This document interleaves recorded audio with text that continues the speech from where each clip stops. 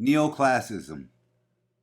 From about 1920 to 1950, the music of many composers, including Igor Stravinsky and Paul Hindemith, reflected an artistic movement known as neoclassicism.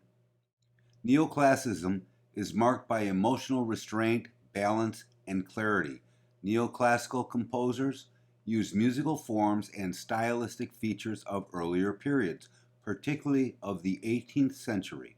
Stravinsky summed it up. I attempt to build a new music on 18th century classicism. Neoclassical music is not merely a rival of old forms and styles, but it uses earlier techniques to organize 20th century harmonies and rhythms.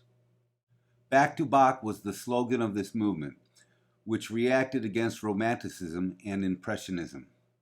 Neoclassical composers turned away from program music and gigantic orchestras formed at the turn of the century. They preferred absolute or non-programmatic music for chamber groups. This preference for smaller musical performing groups partly reflected economic necessity. During the post-World War I period, economic conditions were so bad in parts of Europe that there was little money to hire large orchestras.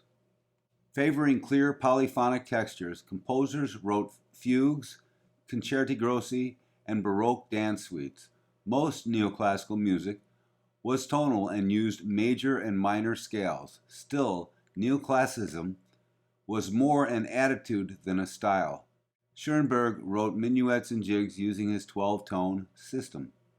Though neoclassical composers referred to many past styles, their works were completely modern. They play on our delightful tension between our expectations about old forms and styles and the novel harmonies and rhythms. Neoclassicism was an important trend in other arts too. The poet T.S. Eliot often quoted and alluded to earlier works of Picasso, who designed sets for Stravinsky's first neoclassical work, Pulcinella. Picasso described the neoclassical attitude by saying that artists must pick out what is good for us and where we find it. Igor Stravinsky. Even during his lifetime, Igor Stravinsky, 1882 to 1971, was a legendary figure. His once revolutionary works had steadily become modern classics, and he influenced three generations of composers and artists. Stravinsky, who was born in Russia near St. Petersburg, grew up in a musical atmosphere and studied with Nikolai Rimsky-Korsakov. He had his first important opportunity in 1909. Stravinsky was asked to orchestrate some piano pieces by Chopin as ballet music, and then in 1910 he was commissioned an original ballet, The Firebird, which was immensely successful. A year later, 1911, Stravinsky's second ballet, Petrushka, was performed, and Stravinsky was hailed as a modern master. His orchestra colors delighted sophisticated Parisians.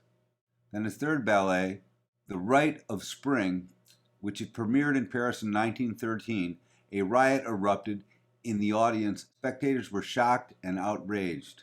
But it too was recognized as a masterpiece and influenced composers. During World War I, Stravinsky sought refuge in Switzerland.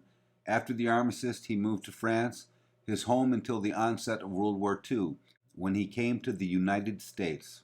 In the 1920s and 1930s, he was an international celebrity, consistently touring in Europe and in the United States.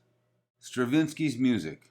Stravinsky's extensive output includes compositions of almost every kind for voices, instruments, and stage, and his innovations in rhythm, harmony, and tone color had enormous influence. Stravinsky's development shows dramatic changes of style. His three early ballets, The Firebird, Petrushka, and The Rite of Spring, call for a large orchestra and are drawn on Russian folklore and folk tunes. During World War I, he wrote for chamber groups and used unconventional combinations of instruments and incorporating ragtime rhythms and popular dances. From about 1920 to 1951, his neoclassical period, he was inspired largely by 18th century music. His ballet Puccinella, his opera The Rake's Progress, were modeled on Mozart. Stravinsky's neoclassical works emphasize restraint, balance, and wit, and are far more removed from the violence of the Rite of Spring. So we're going to listen to The Rite of Spring. Few compositions have so powerful an impact on the 20th century music as The Rite of Spring, Stravinsky's third ballet score. Its harsh dissonances, percussive orchestration, rapidly changing meter, violent offbeat accents, and ostinatos fired the imagination of many composers. So part one starts out with an introduction.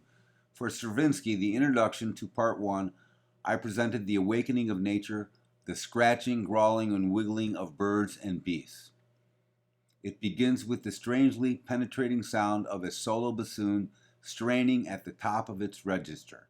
As though improvising, the bassoon repeats a fragment of a Lutheran folk tune in irregular ways. Soon, other woodland instruments join the bassoon with repeated fragments of their own. The impression of improvisation is strengthened by the absence of a clearly defined pulse or meter. Dissonant, unconventional chord structures are used. Toward the end of the introduction, different layers of sound, coming mostly from woodwinds and the brass section, are piled on top of each other, and the music builds to a piercing climax. But suddenly, all the sound cuts off, and only the solo bassoon is repeating the opening melody. Following this, you get part one, which is called The Omens of Spring. Dances of the youths and maidens sounding almost like drums. The strings pound out a dissonant chord, and then there is unexpected irregular accents whose violence is heightened by jabbing sounds from the horns.